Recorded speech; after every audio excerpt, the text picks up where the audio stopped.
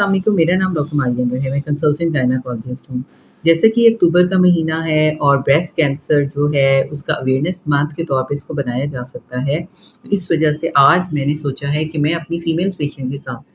کیوں نہ breast cancer کے اوپر بات کروں۔ بریسٹ کینسر ایک ایسا کینسر ہے کہ جو دنیا میں وبا کی طرح پھیلتا جا رہا ہے، اور ارلی ڈائگنوسس سے، ارلی ڈیٹیکشن سے اور پراپر ٹریٹمنٹ سے اس کا علاج ممکن ہے۔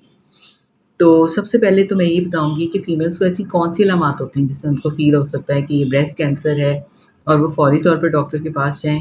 تو اس میں سب سے امپورٹنٹ چیز یہ ہے کہ size of the breast change ہونا شروع ہو جاتا ہے۔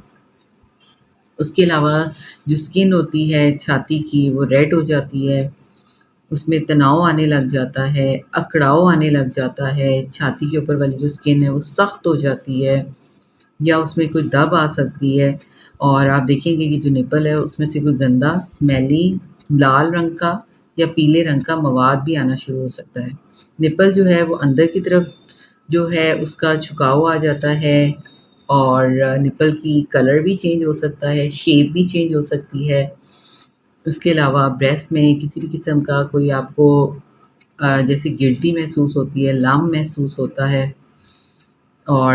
جو آپ کی ایکزیلا ہے، بغل ہے، اس میں بھی کسی بھی قسم کا بریسٹ کے ساتھ ساتھ بغل میں بھی تناؤ یا اکڑاؤ محسوس ہونا یا کوئی گلٹی محسوس ہونا، یہ بھی بریسٹ کینسر کی نشاندہی کر رہی ہوتی ہیں۔ یکدم بھوک کا نہ لگنا یا کم ہو جانا، جسم میں دردیں رہنا، بخار نہ اترنا، اور یہ سارے سمپٹمز بھی بریسٹ کینسر کی نشانی ہو سکتے ہیں۔ اگر آپ کو ان میں سے کوئی بھی سمپٹمز فیل ہوتے ہیں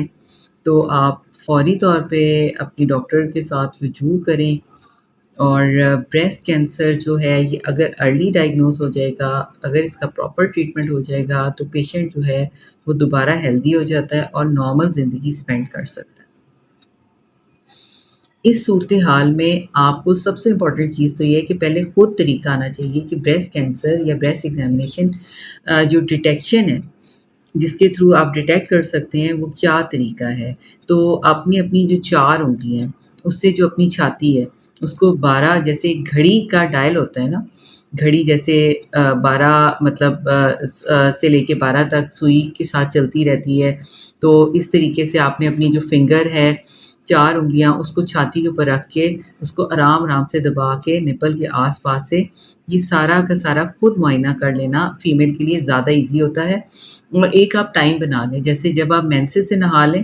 تو مینسز سے نہاتے ساتھ ہی آپ ایک دفعہ ضرور اپنے بریسٹ کا ایگزامینیشن کیا کریں، منتھلی بیسس پہ کیا کریں، اور جب بریسٹ کا ایگزامینیشن ہو جائے تو ساتھ ہی بغل میں بھی انگلیاں ڈال کے یہ چیک کر لیں کہ بغل میں تو نہیں کوئی گلٹی وغیرہ محسوس ہو رہی۔ تو یہ سب سے بیسٹ طریقہ ہے ارلی ڈائگنوسس کا۔ جو بھی ٹین ایجر گرلز ہیں ان کو بھی چاہیے، میرڈ فیمیلز ہیں، بوڑھی عورتیں ہیں، مینوپوزل ہیں، سب کو چاہیے کہ وہ اپنی بریسٹ کا اس طریقے سے معائنہ ضرور کریں۔ اگر ان کو کسی بھی قسم کی تبدیلی محسوس ہوتی ہے تو وہ فوری طور پہ اپنے ڈاکٹر سے رجوع کریں، بریسٹ کلینک میں وزٹ کریں۔ اور سب سے پہلے تو اس کا جو طریقہ ہوتا ہے وہ یہ ہے کہ فیمیل پیشنٹ کو ڈاکٹر ایگزامینیشن کرتی ہے، اگر اسے کوئی تبدیلی یا کوئی ایسا محسوس ہو کہ اندر کوئی تبدیلیاں آ رہی ہیں تو الٹرا ساؤنڈ جو ہے بریسٹ کا ایزیلی اویلیبل ہے، ہر جگہ پہ کیا جاتا ہے۔ بریسٹ پلس ایکزیلا کا الٹرا ساؤنڈ کے تھرو بھی ڈیٹیکٹ کیا جا سکتا ہے، اور اگر کوئی گلٹی محسوس ہوتی ہے تو FNAC کے تھرو یا پھر اس کی ٹرو کٹ بایوپسی کے تھرو اس کی بایوپسی لی جا سکتی ہے۔ جو اولڈر فیمیلز ہیں ان کے اندر میموگرافی بھی کی جا سکتی ہے۔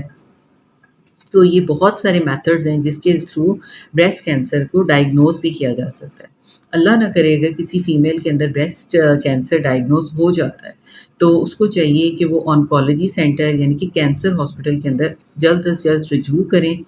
اور تاکہ وہاں پہ وہ اپنا جو ہے وہ ٹریٹمنٹ ٹائملی سٹارٹ کر سکیں۔ کچھ فیمیلز کے اندر سرجری کرنی پڑتی ہے، کچھ فیمیلز کو شعاؤں کے ذریعے ہی ٹریٹمنٹ دیا جاتا ہے، کچھ میں کیمو تھراپی بھی دی جاتی ہے۔ تو یہ بہت سارے میتھڈز ہیں جس کے تھرو کینسر کا ٹریٹمنٹ کیا جا سکتا ہے۔ پھر اس کا فالو اپ آگے چلتا ہے، کم از کم 5 سال تک فیمیلز کو ساتھ ساتھ ڈفرینٹ ٹائم پہ بلایا جاتا ہے یہ دیکھنے کے لیے کہ دوبارہ اس کی ریکرنس تو نہیں ہوگی۔ اور اس سارے جو ہے موڈ کے تھرو جو ہے وہ یہ ہے کہ فیمیل جو ہے وہ بریسٹ کینسر کو ڈائگنوز بھی کیا جا سکتا ہے، ارلی ڈیٹیکشن بھی کی جا سکتی ہے، پراپر ٹریٹمنٹ کیا جا سکتا ہے، اور اگر فالو اپ اپنا پراپر رکھیں تو وہ ایک ہیلدی لائف بعد میں اسپینڈ کر سکتی ہیں۔ اللہ نہ کرے اگر ایسی سچویشن آپ کے گھر میں بھی ہو تو میں نے آپ کو سارے چینل کا بتایا ہے کہ کس طریقے سے پہلے ڈائگنوز کرنا ہے، پھر ڈاکٹر کے پاس جانا ہے، کس طریقے سے اس کی تشخیص ہو جاتی ہے جو کہ ایزیلی اویلیبل میتھڈس کے تھرو ہوتی ہے، اور اس کا ٹریٹمنٹ جو ہے وہ کینسر ہاسپٹلس میں اویلیبل ہے۔ اس کا ٹریٹمنٹ آپ کرائیں تاکہ آپ ایک ہیلدی لائف اسپینڈ کر سکیں۔ Thank you very much.